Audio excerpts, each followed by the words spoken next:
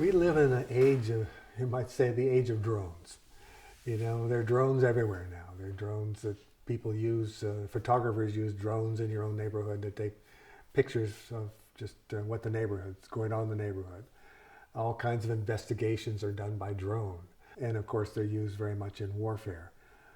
The war that's going on in Russia and Ukraine right now has become, I don't know, just in large part a war of the use of drones. Before that, the United States was using drones a lot in warfare in Iraq and Afghanistan. And what that means is that a person who could be 10,000 miles away is sitting in front of a computer module looking at the picture that's being taken from the camera on the drone as it flies over a enemy territory, and looking at particular sites or at particular people even, and tracking them, and then trying to kill them with a missile. Daniel Hale was one of those people, was what's called a drone operator.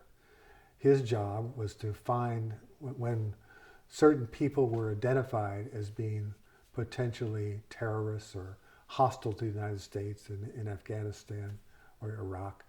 His job was to track those people, you know, with the drone, observe where they went, and follow their, you know, their daily life until they get in a position where they could actually be shot with a bomb or a missile from that drone. The process of doing this became more and more disturbing to him when he realized two really important things. One is that the people who were being identified as the terrorists or the people hostile to the United States, there was no legal process that identified them, no court that was taken, where they were taken to prove that that was indeed the case. These people were simply identified by supposition or by accusation. It was never actually clear if they were doing the things that they were being killed for. That was part of it. The other part was that often 9 out of 10 people killed with one of these drone strikes were civilians, women, children, people who had no connection with hostility to the United States at all, but they were being killed along with the target. And what I mean by that is, say the person who was being targeted got on a bus and was going on a trip. The order came down to execute that person, and if it meant shooting the bus and killing everybody else on the bus to get that one person, that was okay. That was the policy, that it was okay. But when we kill a lot of people beyond a target in a case like that, that's called collateral damage. That means that it's a euphemistic way of saying, well, you accomplished what your goal was, you got that one person, and if some other people got injured or killed at the same time, that's too bad. We're going to call them collateral damage. Collateral damage is a nice way of saying murder. Daniel Hale did this for a while, and he began to think he was losing his soul, that he just couldn't do this anymore, and live in his own body, inhabit himself. He couldn't handle it. I want to read the quote that he said when he did what's called blow the whistle. He went public with the statistics which the Army kept itself about who they killed and how many collateral damage people were killed along with it. They had that information, but it was secret.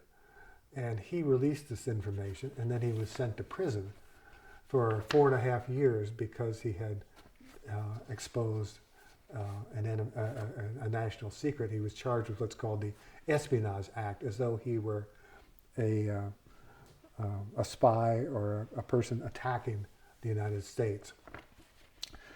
So this is what Daniel Hale said when he was being tried for treason to this country. for having exposed these secrets. He said, with drone warfare, sometimes 9 out of 10 people killed are innocent. You have to kill a part of your conscience to do your job.